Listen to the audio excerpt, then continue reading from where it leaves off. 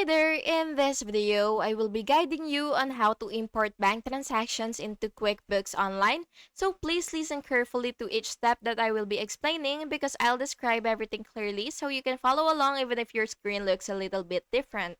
So yeah, first you will have to open your QuickBooks Online and make sure that you've already logged into your account, and yeah, you do have the full version. And after you've logged in, you will select transactions, and then after that, under that you will see bank transactions and go ahead and click that, and then you will click the link account drop down and choose upload from file. Next, you will click browse to upload your bank transaction file, and it should be in CSV, QBO, OFX, or QFX format. Select the correct account that you want to import to. Then, map your columns correctly, like date, description, and amount. Click next and review your import summary, then click finish. If your layout is different, the upload button might appear under transactions, and under that you will see banking, then upload transactions.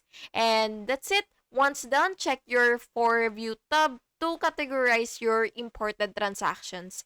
Thank you so much for watching and listening to this video, and I really hope that it was helpful for you, and if it was, please make sure to like and subscribe for more videos like this.